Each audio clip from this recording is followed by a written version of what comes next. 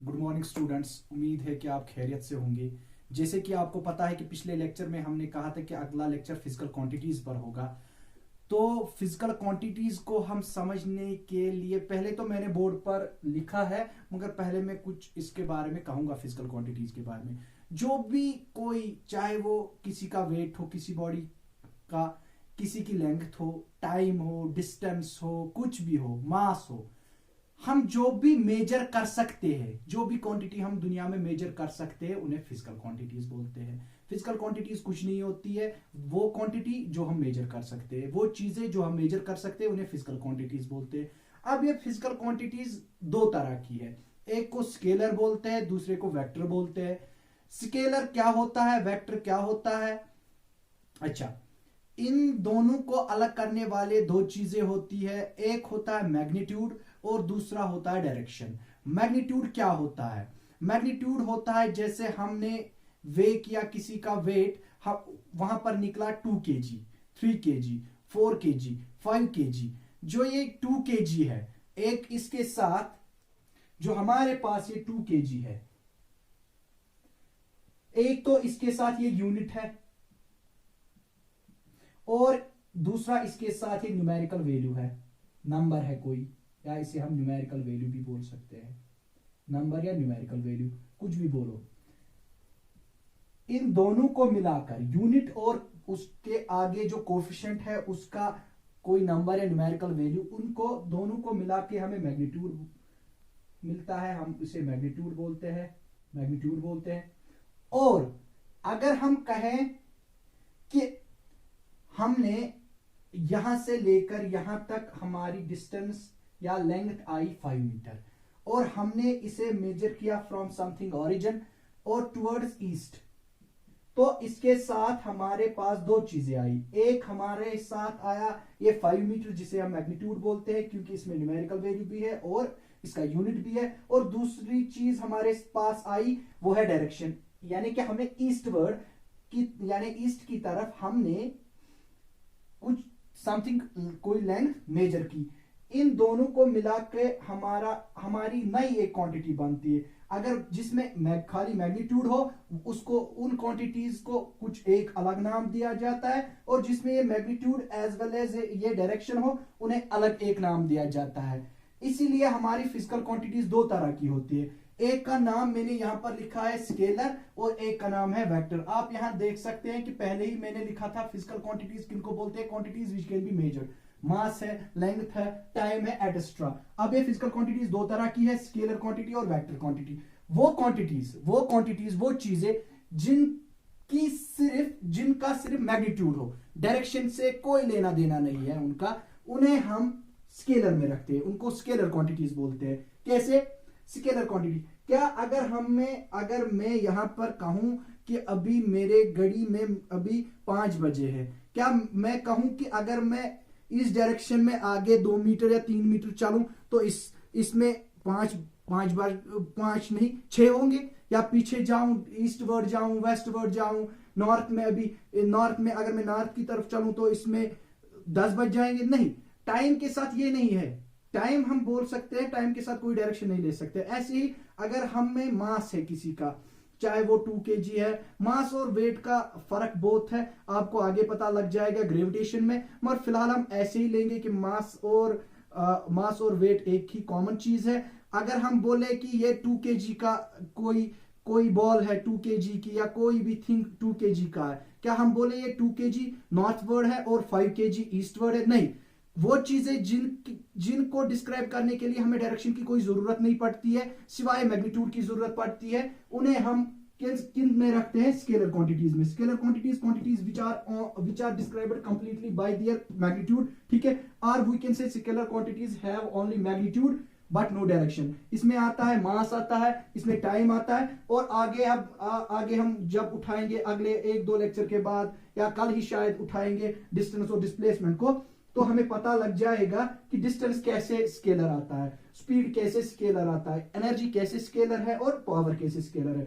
Okay, अब आते हैं हम characteristics of scalar quantities. In scalar quantities की क्या क्या कैरेक्टरिस्टिक्स है? ओके, चलो स्टूडेंट्स, अब देखते हैं characteristics of scalar quantities. Scalar quantities की कैरेक्टरिस्टिक्स क्या है इनके, मैंने यहाँ पर दो कैरेक्टरिस्टिक्स लिखे हैं, आपको भी यही दो याद रखने हैं। एक की स्केलर क्वांटिटी का सिर्फ मैग्नीट्यूड होता है, तो क्या दिखाते हैं, कैसे रिप्रेजेंट करते हैं कोई scalar quantity. Scalar quantity can be represented by a number with proper unit. मैंने अभी भी दिखाया था, वही एग्जांपल यहाँ पर भी लिखी।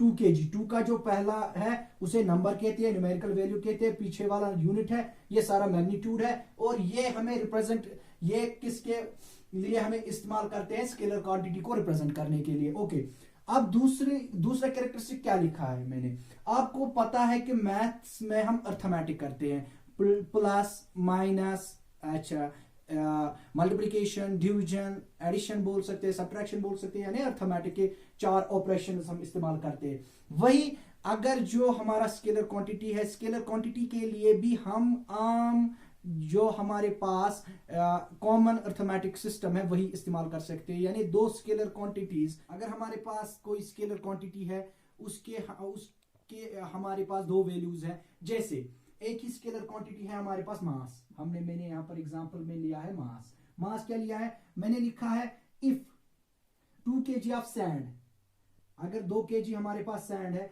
वो हमने मिक्स किया किसके साथ, 1 kg of cement, 1 kg cement के साथ, दोनों यहां पर भी ये मास को दर्शाता है, मास को दिखाता है, यहां पर भी मास को दर्शाता है। अगर हमारे पास कोई स्केलर क्वांटिटी, जैसे मैंने मास की एग्जांपल ली, मास है, उस दो मासेस हम आम कोई कॉमन अर्थमेटिक के उसमें कॉमन अर्थमेटिक इस्तेमाल कर सकते हैं। तो हमारे पास जो मिक्सचर बन जाएगा उसका टोटल मास आएगा 2 kg, यानी जो सैंड का था 1 kg, जो सीमेंट का था 3 kg टोटल आ जाएगा। यानी हमें कुछ नहीं करना, स्केलर क्वांटिटीज को हमारे पास जो अर्थमेटिक है, कॉमन अर्थमेटिक, वही एडिशन सब्ट्रैक्शन करना है। ये हुआ स्केलर क्वांटिटीज का। चलो आप वेक्टर क्वांटिटी देखते हैं उसके बारे में और उसके कैरेक्टरिस्टिक्स के बारे में। आप देखते हैं वेक्टर क्वांटिटीज को। मैंने पहले ही बताया था कि स्केलर क्वांटिटीज उनको बताते हैं जिनको स्केलर क्वांटिटीज उनको कहते हैं जिनके लिए हमें सिर्फ मैग्नीट्यूड लगता है, मगर जिनके लिए magnitude as well as direction लगती है उन्हें वेक्टर क्वांटिटीज बोलते हैं। अच्छा, वही लिखा है यहाँ पर, quantities which require both magnitude and direction for its complete description, उन्हें वेक्टर क्वांटिटी बोलते हैं। आगे मैं कल जो अगला लेक्चर होगा डिस्टेंस डिस्प्लेसमेंट, उसमें पता चल जाएगा खुद ब खुद कि डिस्टेंस कैसे स्केलर है और डिस्प्लेसमेंट कैसे वेक्टर है। ऐसे वेलोसिटी पर वेलोसिटी का, एक्सेलरेशन की जगह एक्सेलरेशन का पता चल जाएगा, जब फोर्स पढ़ेंगे तो फोर्स का भी पता चल जाएगा और मोमेंटम का भी। मगर आपको अभी एग्जांपल्स याद रखनी है कि डिस्प्लेसमेंट, वेलोसिटी, एक्सेलरेशन, फोर्स और मोमेंटम, ये कुछ एग्जांपल्स हैं वेक्टर क्वांटिटीज की। अच्छा, अब इसकी कैरेक्टरिस्टिक्स क्या है वेक्टर क्वांटिटीज के, इनकी रिप्रेजेंटेशन कैसे हम इनको रिप्रेजेंट करते हैं। नोटेशन एक शॉर्ट हैंड मेथड, यानी कैसे दिखाते हैं इनको, शॉर्ट हैंडेडली कैसे दिखाते हैं। अच्छा, वो नोटेशन हुई, मगर इनमें क्या क्या दिखाते हैं, हम क्या क्या दिखा सकते हैं वेक्टर क्वांटिटीज में, वो इसमें देखेंगे। कि मैंने यहाँ पर लिखा है 45 किलोमीटर, अगर इतना ही लिखे 45 किलोमीटर पर आवर, तो ये स्पीड भी हो सकती है, ये तो स्पीड हो सकती है, तो ये स्केलर हो सकता है, क्योंकि अभी देखा हमने स्केलर में भी नंबर और यूनिट होता है। मगर मैंने लिखा है 45 kilometre per hour toward south direction, toward south, तो ये 45 यहाँ पर नंबर हुआ, ये किलोमीटर पर आवर इसका यूनिट हुआ, इतना ये स्केलर हुआ, और ये टुवर्ड साउथ जो है ये डायरेक्शन हुई। तो हम ये भी लिख सकते हैं कि वेक्टर कुछ नहीं होता है, वेक्टर मैग्नीट्यूड यानी स्केलर, मैग्नीट्यूड को हम शॉर्ट में स्केलर भी बोल सकते हैं, प्लस डायरेक्शन हो सकता है, लिख सकते हैं। ठीक है, स्केलर में डायरेक्शन लगा दो तो वेक्टर बन जाएगा। अच्छा, शॉर्ट हैंडेडली कैसे लिख सकते हैं, कोई भी वेक्टर, जैसे वेलोसिटी, हम वेलोसिटी सारा ये वेलोसिटी ना लिखे, तो हम वेलोसिटी को बोल्ड लेटर्स थोड़ा बोल्ड लिख सकते हैं, ऐसे। अच्छा, या वेलोसिटी का जो v है पहला लेटर, उस पे ऊपर एक एरो डाल सकते हैं। एरो का जो है हेड है, इस एरो का जो है हेड है, ये हमें दिखाता है कि इसकी डायरेक्शन, एरो का हेड डायरेक्शन, और जो एरो की ये टेल है ये बताती है मैग्नीट्यूड। यानी जो भी इस लेटर के ऊपर जो ये एरो है, एरो एरो का जो ये पहला हिस्सा है ये हमें डायरेक्शन देता है, इसकी टेल मैग्नीट्यूड देती है, तो हमें खुद ब खुद पता लगता है कि ये किसी वेक्टर को दर्शाता है। अच्छा, जैसे अभी पता चला था कि स्केलर को हम कॉमन अर्थमेटिक आम जो हम आम लाइफ कॉमन लाइफ में जो पढ़ते हैं एडिशन सब्ट्रैक्शन, वैसे ही ऐड या सब्ट्रैक्ट कर सकते हैं, मगर वेक्टर्स को नहीं कर सकते। इनके लिए एक अलग अलजबरा है, एक अलग अर्थमेटिक है, उसे वेक्टर अलजबरा कहते हैं। आपको वेक्टर अलजबरा 11th में फिजिक्स में पहले पढ़ना है मैथमेटिकल टूल्स में, और फिर 12th में एक चैप्टर मैथ में है, मगर मैं थोड़ा आपको इसकी भी ग्लिम्प्स दूंगा इसी 9th में ही। अच्छा ठीक है, ये वेक्टर अलजबरा हो, और ये हमारी फिजिकल क्वांटिटीज का जो ये लेक्चर है खत्म हो गया। इंशाअल्लाह रहमान कल हम उठाएंगे डिस्टेंस और displacement. Thank you, it's all for the day.